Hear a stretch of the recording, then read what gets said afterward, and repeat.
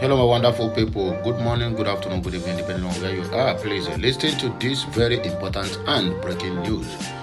As far as I know, or as far as the information I got this morning, the Finland government and the Finland authority have recognized this name IPOB. IPOB now is running in their minds and in their heads. In other words, they have recognized IPOB to be a legit agitation group, not as Nigerian government prescribed the IPOB to be a terrorist. According to IEP last year or last beginning of this year, the IEP rated the IPOB as the 10th most dangerous terrorist in the whole world, and it's laughable, my dear people. It's laughable. It's laughable. But whatever way it is, we are going to see this news, and the general public will also have to see this news. Please, when you get this news, you listen to it finish. Make sure you share it to everybody, to every Biafran out there. Let them know that IPOB is gradually getting ground, starting from Europe. Even if Nigerian government does not recognize IPOB as a peaceful organization that is seeking a referendum for them to decide whether to belong to the contraption called Nigeria or to be on their own. So, my dear people, as you can see, IPOB have received a honorary award in Ireland, an age to the Biafra freedom struggle. We are talking about Ireland, and other Europes will soon join hands in this struggle. Believe me, the discrimination that the IPOBs, the Biafrans, passed through in the hands of those ones that call themselves Yorubas have made us and opened our eyes to know that we are not needed in Nigeria.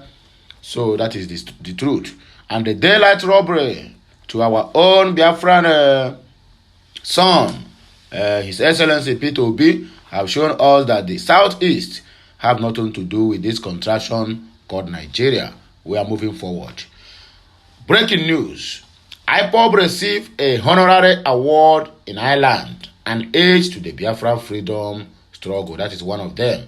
Then another headline we have here is how the global press describes Nigerian elections and elected presidency.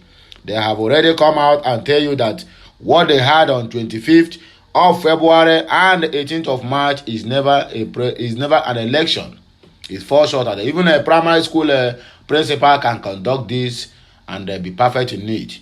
But the election that where the INEC chairman told us that they budgeted over 305 billion naira. Okay, they can imagine how many millions of dollars we are talking about. Could conduct common election in Nigeria, yet nothing is being done. Nigeria is a joke. And my prayers to all my fans out there, today is Sunday, and I pray for each and every one of us out there. May the Nigerian election never happen to you or any member of your family. And may Nigeria itself never find its way into your life or whatever you are doing, as long as you want to progress. Because if you can take a record, most of all our guys out there, I mean in the Europe and in America and other parts, doing amazingly well. Immediately they recognize green, white, green. That is the beginning of their doom. Anthony Joshua did not even have a common belt to hold in his trousers now. Anthony Joshua does not have. For the fact that he come out and they recognize green, white, green and go and shake hand with the best ever failure president in the wide whole world. I don't want to call names. Till today, that young man have never been himself again. He allowed Nigeria and Nigerian politics and the failure of Nigeria to happen to him, and that is why it is this way. Israel Adesanya, who have been holding different belts for many years. The very first day he acknowledged our president and Nigeria happened to him. He lost everything that he have acquired in those years. We're talking about Osman. who is from Okene, has been on the forefront for many years, defending his belts, winning more belts. The very first day he acknowledged the fellow president and the country, Nigeria happened to him, and he lost everything that he had. We can go on. I can go on and naming our guys who have associated failures. Look at the African Cup of Nations, where we're supposed to carry the cup. Immediately, the president stepped into the story. Everything changes, promising them what he can never do, and the young men go out there and was crushed out by even people who struggled to reach that level. It's a shame. Nigeria is a joke, and only the jokers can understand what this country stands for. My prayers to each and every one of us is, may Nigeria never happens to any one of us or any member of your family. Breaking news. Igbo group rights Lagos government traditional rulers over tribal clashes that we are having only in Lagos State. Even the north. Then we used to hear fear not, fear not. Now we are not fearing north. Now we are fearing south. Most especially the southwest. Breaking news. Terrorists kill pastor in Kaduna and kidnap his wife. That's how it takes CMO. I was manhandled at Okozo SARS. P2B supporter Chud explains his ordeal why he was arrested. But thank God the young man have gained his freedom. So my good people, as we're about to take off this morning, if you have not subscribed to my channel, remember, you need to subscribe so that you'll be getting updates. You need to turn on the notification button so that you'll be notified each time we go live or post something new on this channel.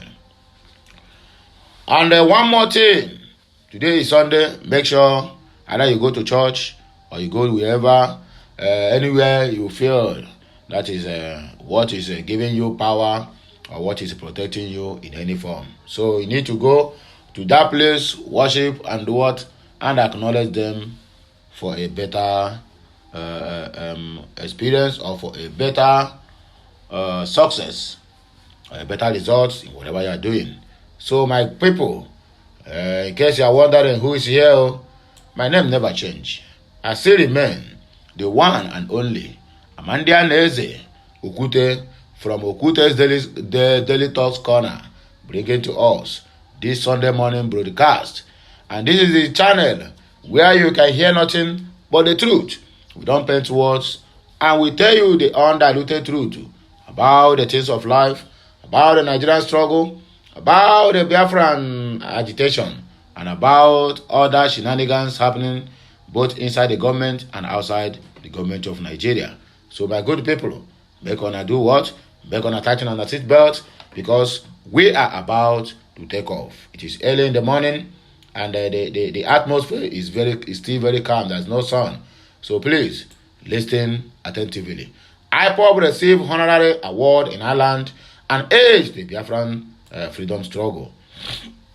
With much pleasure, the indigenous people of Biafra, IPOB, ably led by Mazi Nnamdi Kanu, acknowledged the receipt of honorary award won by the IPOB Island family of the freedom movement in the event of St. Patrick's Day Parade held in Cork County on the 17th March of 2023. The award was handed over to super proud IPOB Island on Thursday, March 23rd. Considering the importance of this award to IPOB, especially at this time of freedom struggle, when the fantastically corrupt Nigerian government is hell-bent on blackmailing the movement, IPOB says a very big thank you to the Irish government, to the event organizers, and to everyone who contributed in one way or the other to make this success come true. IPOB will forever remain law-abiding to the Irish government and to every of her host nations and their peoples worldwide. This award clearly speaks volumes IPOB is a self-determination movement recognized by the nations of the world as lovers of freedom, peace, justice, and fairness. Nigeria is the only place where peaceful freedom agitators, attacks, terrorists, white killers are pardoned and protected. It happened right before our very own eyes.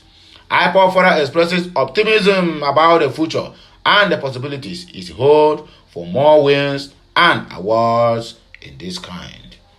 The worldwide IPOB family will continue to be seen in the true light of what the movement represents. Good of humanity at large. We will not stop in our strive towards making Biafra an independent nation free from the enslavement of Nigeria, a member said. Ifeanyi Chibueze, James reporting for Family Writers Press International Association of Biafra Land. When I get it, so that's what the thing be. How the global press describe Nigerian elections and the elected president. That is what we are about to find out now. The Economist said a chaotically organized vote and messy count gave Nigeria a new president-elect. The Financial Times said in an editorial comment that Nigerian president election was deeply flawed and the winner a worthy political fixer, according to the news. The Guardian of UK described the winner as an immensely worthy veteran power broker trailed by corruption allegations which he denies. The New York Times described him as a divisive figure in the Nigerian politics. This one not me talk. Neither this one no come from P2P camp or from Biafran camp. This one is coming from international community. Robert Rothberg, founding director of the Harvard Kennedy School's program on the interstate conflict, wrote an opinion for Canada's influential Globe and Mail. Its headline, Bola Tinubu's election is another triumph for Nigeria's corrupt old guard. Of course, the Times of London was the most disrespectful. It used this very bad phrase, a worthy kleptocratic godfather of politics, to describe the person who will replace very clean Buhari on May 29 of 2023. As bad as those characterizations are, they are not as damaging as the Financial Times revelation that it personally witnessed armed men remove a presidential ballot box in Surulere, Lagos on the election day. The CNN last Friday played back a part of Bola Tinubu's acceptance speech where he described what he got as a serious mandate. A CNN anchor then asked if it was really a mandate. With less than 10% of the registered voters behind it, he must be wondering what kind of people are these. The CNN and that anchor we are not the only ones bemused by our electoral culture, our elections, and their outcomes. One of the Germany's largest newspapers, Süddeutsche Zeitung, had unflattering words for the winner. It also queried the legitimacy of a mandate that was spawned by 90% of the voting population.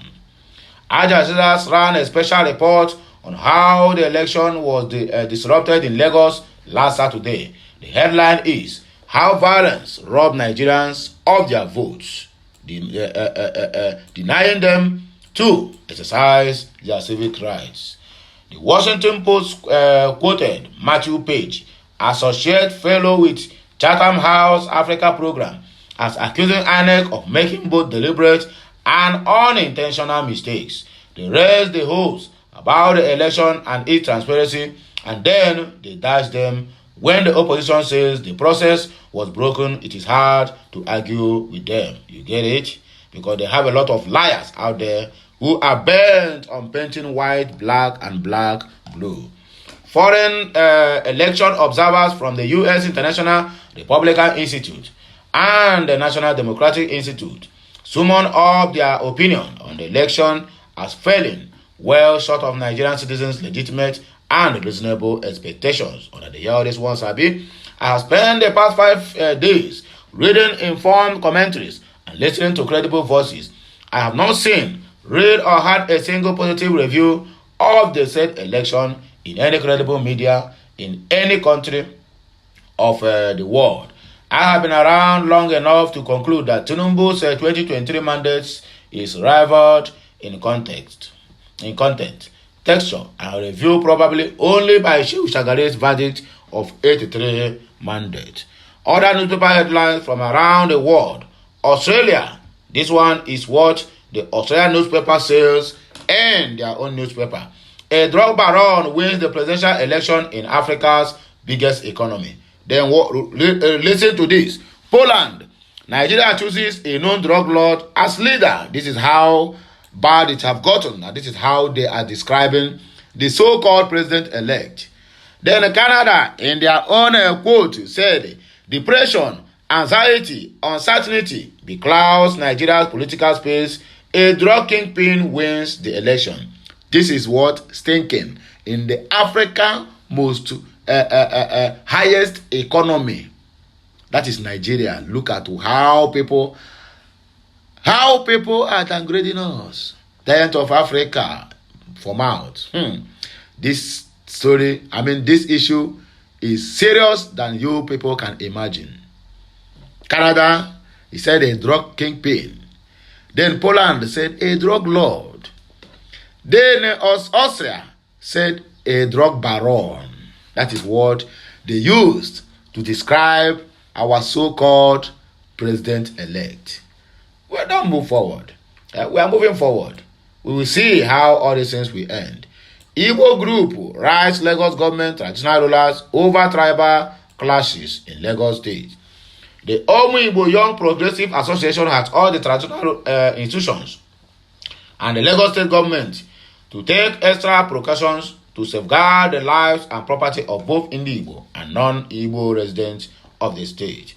The Igbo stand, the group stated this in a joint statement issued in Lagos on Friday, which was co-signed by its national chairman, Reverend Gabriel Emmanuel, national secretary, Ms. Gladys Ogoke, and the national patron, Chief Bazulike Amechi. Before, during, and after the March 18 governorship and the state House of Assembly elections in the state, there have been reported verbal and physical clashes between residents of the state that are Igbo extraction and the Yorubas. In its statement, the Igbo group claimed that the attacks are purposefully encouraged by political gain without taking into account the long-term implications for the peaceful cohabitation of natives and residents of the state. The statement urged the state administration to continue guarding its residents regardless of their tribal or language backgrounds.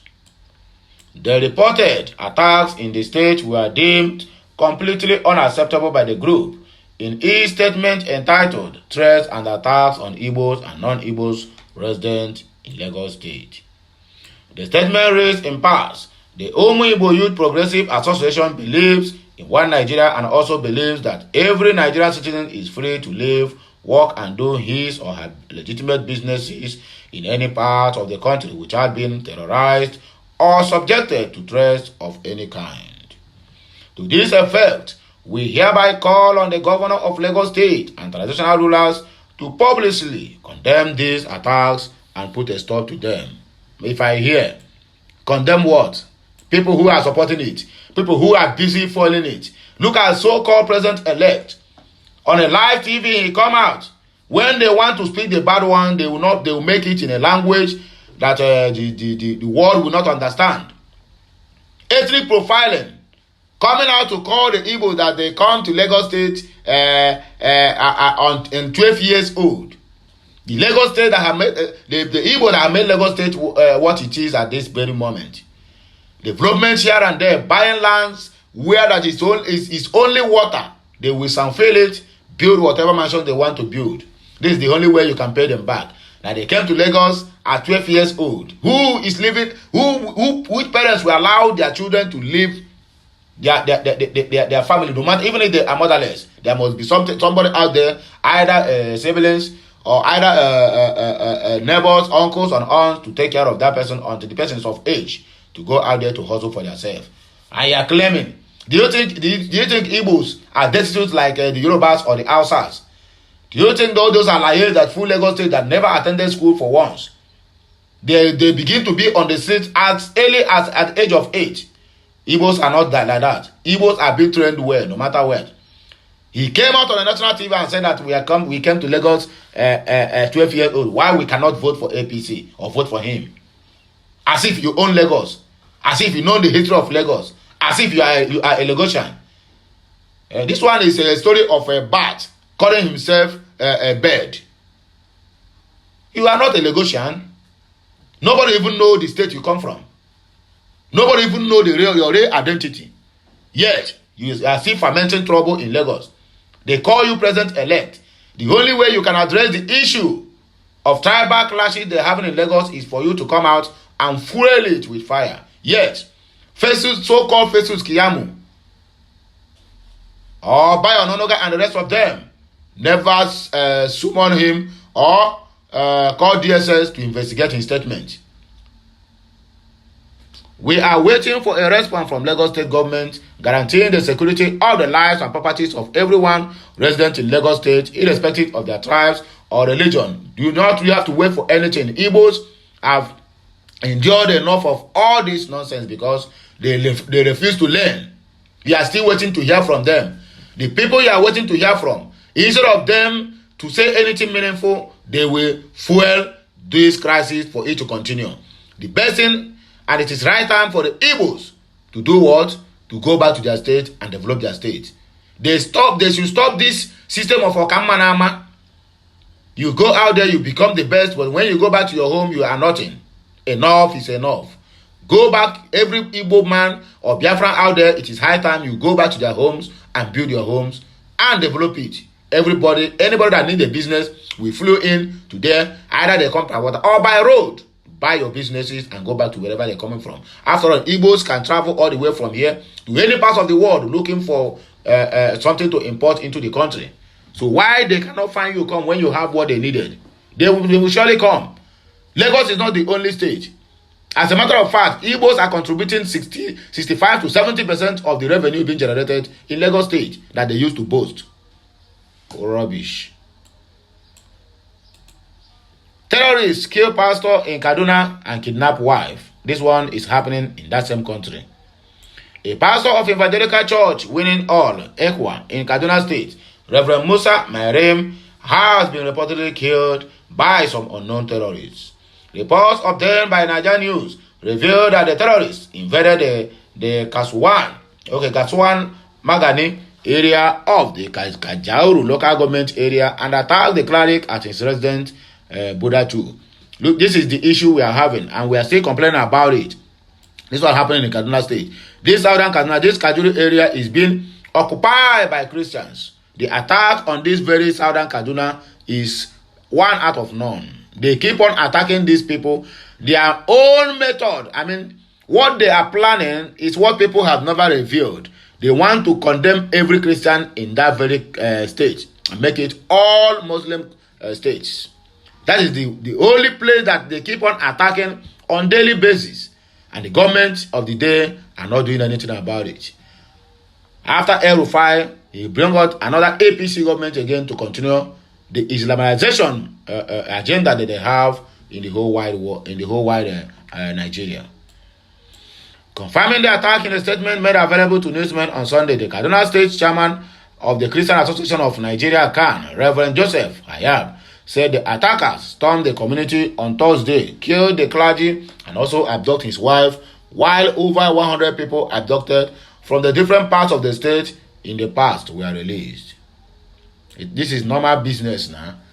When they adopt, they collect a ransom, release, and they will come back again for another people, and the government were busy praising them. Instead, they are busy calling an IPOB, that IPOB by the terrorist group. Why the main terrorist is out there committing heinous crimes, killing the innocent people who have not committed any crime. The only crime they committed is they are Nigerians. Another crime they committed is they are Christians.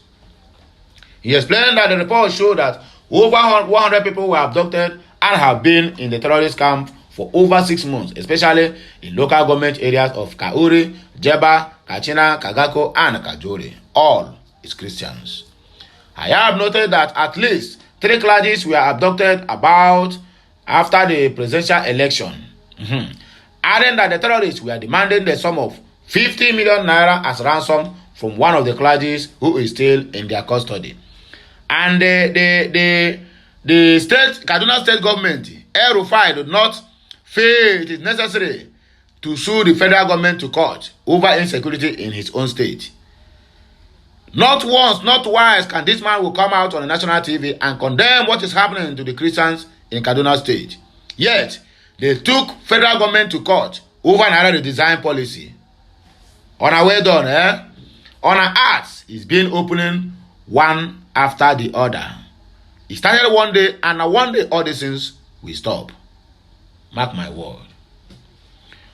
But the negotiation that started from 50 million has now come down to 5 million naira. That's the kind of situation that we have found ourselves in Kaduna state, mostly southern Kaduna. Who will you cry to and who will you run to? After all, since the carnage of kidnapping started in Kaduna, no concrete arrests have been made, Hayab lamented. While commenting on the just concluded governorship and state house of assembly election in Kaduna state, he said, by a mere rumor that a particular party had won, the state went agog in celebration, which shows the people are angry with the present administration. Whoever emerges as the new leader in the state understands the mind of the people. Their anger and is willing to do something different. It won't take long before there will be a new sign of relief. Hayab concluded. The last but not the least, I was manhandled at Okozo's house. P2B supporter Chud laments. A popular Labour Party supporter Chud Nnamdi with Twitter handle at Chud _ has spoken days after he was released from police custody. Recall that Chud was arrested in Onitsha, Anambra State on Saturday, March 18, 2023 during the governorship and House of Assembly election and flown to Abuja for questioning. Chud, who appreciated Obi and several others for calling for his release, said he was assaulted at Okozo's house. The Labour Party supporter in a post on Twitter said, "Dear Nigerians, I thank you all for your love, kindness, and solidarity while I was held in detention. I am most humbled and honored for your relentless demand for my release. Special thanks to at P2B, at Sam Amadi, at Valentine Uzibo, at Obi Ezekwesili, and at Frank Mwakele.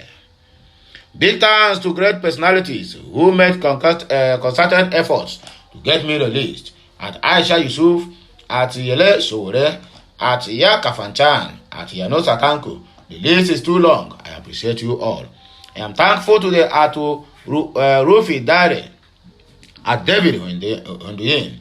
It is important to state clearly that the voice of the young people cannot be silenced. We will continue to demand for a better deal in our country. We will continue to clamor for good governance and strong institutions to guide and protect us. For the records, my experience from the arrest to detention was unpalatable, unpleasant, and unjust. I was hunted into the boot of a waiting car with cops. I was accused by the security agents in Anambra of planning to stage a protest and overthrow the government. Imagine. I was accused of calling out the police. Apparently, they didn't understand that I was just adding my voice like every other young person out there who are desirous of a better society. On getting to Okozo's house, from my point of arrest, I was manhandled, ruffled, and treated like a common criminal. Shout out to the OC Okozo's house, who cautioned them to stop the act. He is fine officer.